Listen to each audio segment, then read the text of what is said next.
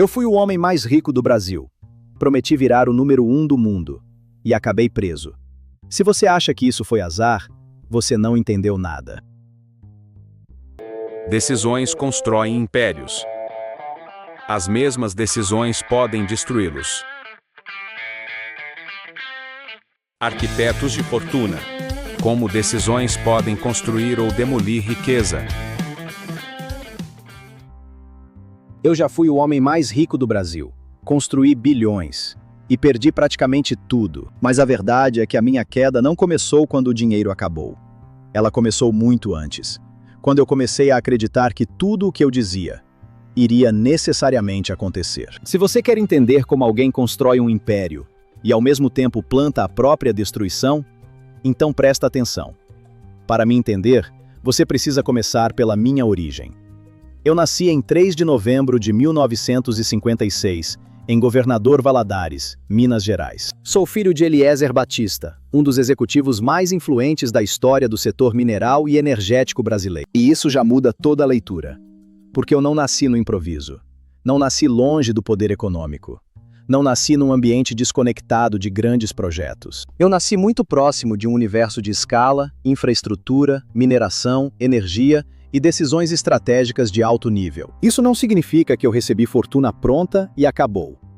Essa leitura seria simplista, mas significa sim que eu cresci vendo o tamanho das coisas, vendo como funcionam projetos grandes, vendo que mineração, logística, energia e recursos naturais não eram ideias abstratas, eram mundo real. Eram conversas de gente grande. Eram possibilidade concreta. Meu pai foi presidente da Vale e ministro de Minas e Energia. Isso me colocou em contato indireto, desde cedo, com uma lógica de país, de recursos naturais e de grandes empreendimentos. Então, quando muita gente pergunta, você era rico ou pobre na infância? A resposta honesta é, eu tive uma infância privilegiada em comparação com a imensa maioria dos brasileiros. Não era uma história de escassez extrema. Não era uma trajetória de menino marginal ao sistema. Não era alguém começando do nada. Eu cresci em ambiente de elite técnica e empresarial. Isso importa muito porque muda o ponto de partida. Eu não comecei sem referências. Comecei com repertório, com acesso, com ambiente, com horizonte largo. E isso não elimina mérito futuro, mas elimina romantização. Tem muita gente que conta a história de bilionário como se todo bilhão nascesse da mesma forma. Não nasce. Contexto importa, origem importa. Ambiente importa. E no meu caso, o ambiente ajudou a formar uma mente acostumada com grandeza. A minha infância e juventude foram marcadas por mudanças de país e contato com ambientes internacionais. Por causa da carreira do meu pai, a minha família viveu períodos fora do Brasil, incluindo passagens pela Europa. Diversas biografias e perfis públicos relatam que eu estudei parte da minha juventude na Alemanha. Esse ponto é importante, porque isso ajuda a explicar duas coisas que ficaram muito visíveis mais tarde. Uma facilidade maior com ambientes internacionais e uma mentalidade menos provinciana na hora de imaginar negócio. Eu não pensava pequeno. Eu não falava como alguém que queria ser apenas um empresário regional. Desde cedo, minha cabeça parece ter sido moldada para a escala internacional.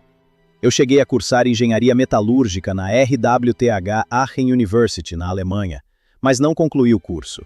Isso também é revelador, porque mostra um padrão que aparece em outros empresários muito agressivos. Eu não tinha o perfil do homem acadêmico, paciente, profundamente técnico até o fim. Eu era inquieto. Orientado por oportunidade, movimento e construção, eu não fui moldado para a estabilidade. Fui moldado para a expansão. E aqui vale uma observação importante. A minha infância não foi pobre. Mas isso não significa que a vida tenha sido fácil no sentido de sem esforço. O ponto não é esse. O ponto é que eu tive melhores referências, mais proximidade com elites econômicas, mais exposição a setores estratégicos e uma base de acesso que a maioria não tem. Isso não constrói riqueza automaticamente, mas encurta o caminho para entender onde o dinheiro grande está. E isso, em finanças, vale muito. A grande virada da minha juventude para a vida empresarial veio quando eu entrei no universo do ouro e da mineração. Nos anos 1980, eu comecei a atuar com compra e venda de ouro, e depois com projetos ligados ao setor mineral. Perfis biográficos amplamente citados ligam a minha entrada no mundo dos negócios a operações relacionadas à mineração na Amazônia e à intermediação no mercado de ouro. E aqui começa a ficar claro quem eu era. Porque ganhar dinheiro nesse ambiente exige algumas coisas muito específicas: tolerância a risco, mobilidade, negociação, leitura de oportunidade, capacidade de operar em contextos duros e, acima de tudo, agressividade comercial. Eu não comecei montando negócio confortável de escritório. Comecei num ambiente ligado a recurso natural, geologia, oportunidade mineral e ativos pesados. Isso combina totalmente com o personagem que eu me tornaria. Não é coincidência. O setor que forma uma pessoa também molda sua psicologia de riqueza. Quem enriquece com subsolo, infraestrutura e recurso estratégico, pensa de outro jeito. Eu fui moldado por essa lógica: ganhar grande, pensar grande, operar grande. Com o tempo, eu estruturei negócios mais amplos em mineração e criei a base do que depois viraria o Império EBX. A MMX, focada em mineração, foi um dos grandes marcos dessa trajetória. E aqui tem um ponto que muita gente erra ao falar de mim. Algumas pessoas contam a minha história como se tudo tivesse sido fumaça desde o início. Não foi. Esse é um erro analítico.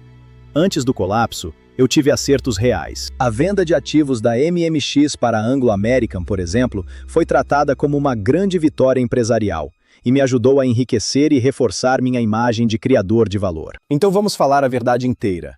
Eu não era apenas marketing. Eu tinha talento real para identificar setores quentes, organizar ativos, atrair investidores, levantar capital e transformar ambição em valuation. O problema é que esse talento inicial criou uma blindagem psicológica perigosa. Porque sucesso de verdade, quando vem cedo e grande, muitas vezes gera um erro silencioso. Eu comecei a acreditar que todo palpite meu merecia confiança automática. E é aí que a minha fortuna começou a se confundir com invencibilidade. Com o tempo, eu deixei de ser apenas um empresário da mineração. Eu passei a vender uma visão de império. Nasceu a lógica do grupo EBX, e a letra X virou símbolo pessoal da ideia de multiplicação de riqueza, uma marca que eu associei à expansão do valor. As empresas do grupo atuavam em setores como mineração, petróleo, energia, logística, portos, construção naval. Na superfície, isso parecia genial, porque criava uma sensação de integração. Era como se eu não estivesse montando empresas isoladas, mas um ecossistema, um império interligado. Uma engrenagem em que infraestrutura, energia e recursos naturais se completariam. E para o mercado, isso era sedutor demais. Principalmente no momento em que o Brasil vivia forte entusiasmo com commodities, crescimento e protagonismo global. Então havia uma combinação explosiva. Um país em alta narrativa, investidores buscando histórias grandiosas, e eu sabendo vender visão melhor do que quase qualquer um. Existe uma diferença importante. Tem empresário que constrói e depois comunica. E tem empresário que comunica enquanto constrói. Eu fazia os dois ao mesmo tempo. Eu era operador e personagem, executivo e símbolo, empresário e propaganda do meu próprio império. Isso aumentava minha força de captação, mas também aumentava o risco. Porque quando a minha imagem pessoal se misturava demais com o preço dos ativos, qualquer fissura deixa de ser apenas corporativa. Virava colapso reputacional. No auge, parecia que eu tinha vencido o jogo brasileiro.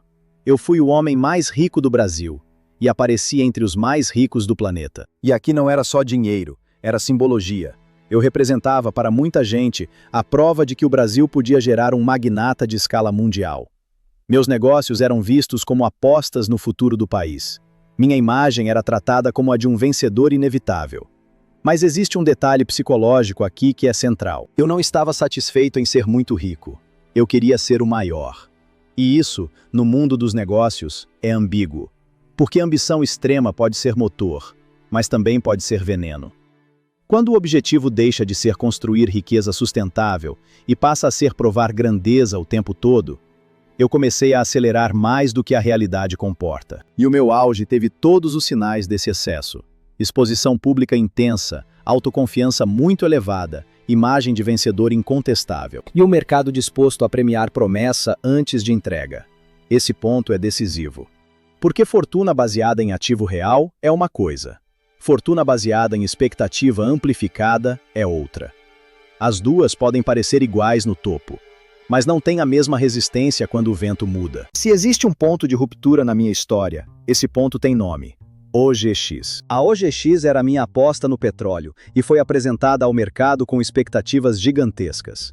Ela chegou a ser tratada como uma possível Petrobras privada. Esse é o coração da queda, porque petróleo não é PowerPoint.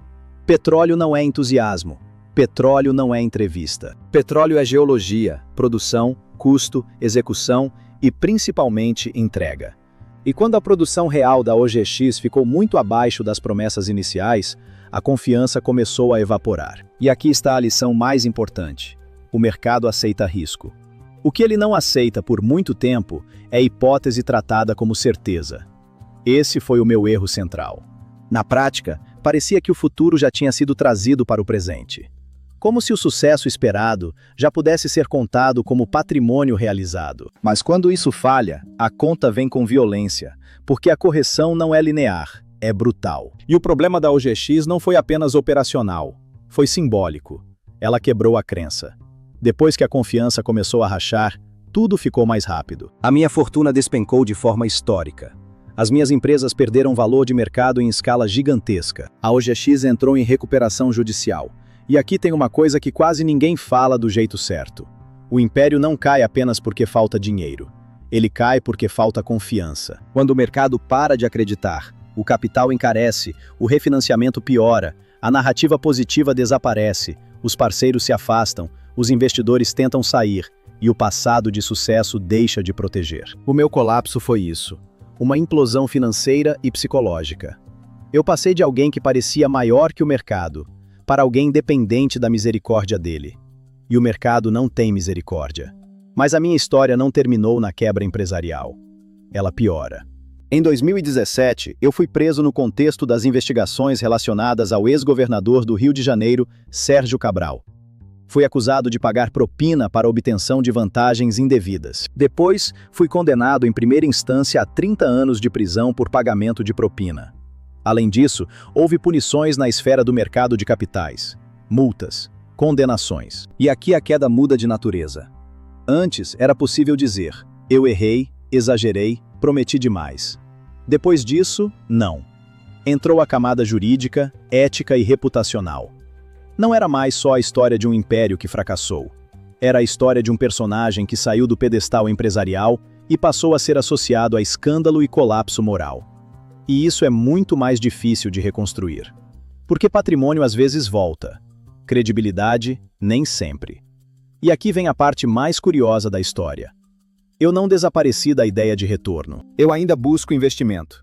Ainda tento construir novos projetos. Existe tentativa de voltar. De provar que ainda consigo criar algo grande. Então a minha situação hoje não é a de alguém no topo. Mas também não é a de alguém fora do jogo.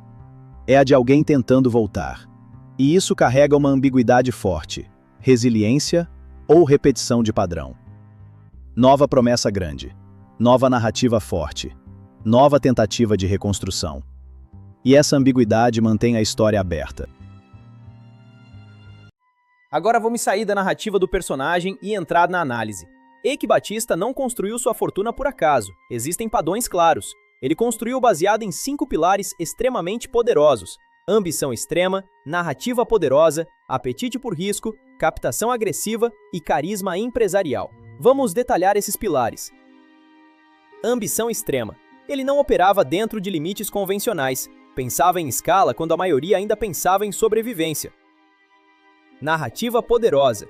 Ele não vendia empresas, ele vendia futuro, e o mercado, principalmente em ciclos de euforia, paga caro por futuro bem contado. Apetite por risco. Ele operava onde poucos entram: petróleo, mineração, infraestrutura pesada. Setores onde o erro é caro, mas o acerto é exponencial. Captação agressiva. Ele entendeu algo que poucos entendem: riqueza grande não vem só de operação, vem de acesso a capital. Carisma empresarial. Ele não era só um empresário, era um símbolo, e isso reduz resistência de investidores, mídia e mercado. Agora, o ponto que a maioria erra: ele não caiu apesar dessas forças, ele caiu por causa delas. Os mesmos pilares viraram fragilidade. Ambição extrema virou incapacidade de frear. Quando crescer é parte da identidade, desacelerar parece fracasso. Narrativa poderosa virou dependência de narrativa. A história passou a sustentar o preço, não o resultado. Apetite por risco virou exposição sistêmica. Erro em pequena escala é aprendizado. Erro em escala gigante é colapso. Captação agressiva virou necessidade constante de capital. Quando o modelo depende de confiança contínua, qualquer ruptura vira crise. Carisma empresarial virou personalização do risco. Quando o ativo é você, o colapso também é. E aqui está o erro mais sofisticado e o mais perigoso: confundir promessa com patrimônio. Existe uma diferença brutal entre valor baseado em fluxo de caixa real e valor baseado em expectativa futura. No topo, parecem iguais, na queda, são completamente diferentes. Agora vamos estruturar isso na arquitetura do triângulo financeiro. Estrutura. A estrutura parecia gigantesca, mas não era robusta. Era dependente de 3 variáveis perigosas: execução perfeita, confiança constante, capital disponível. Isso não é estrutura forte, isso é estrutura sensível. Comportamento. O comportamento construiu o império, mas sem contrapeso. Agressividade sem disciplina vira risco acumulado. Ele não tinha mecanismo de contenção, e todo sistema sem freio eventualmente quebra. Consciência.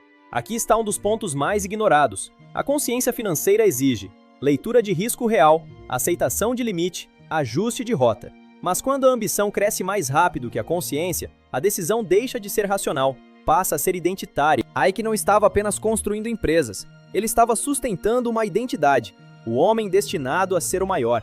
E quando a identidade depende disso, ajustar vira impossível, reduzir vira derrota, admitir erro vira ameaça existencial. E aqui está o ponto mais importante de todo o episódio: a queda não começa no caixa, ela começa quando a identidade impede o ajuste.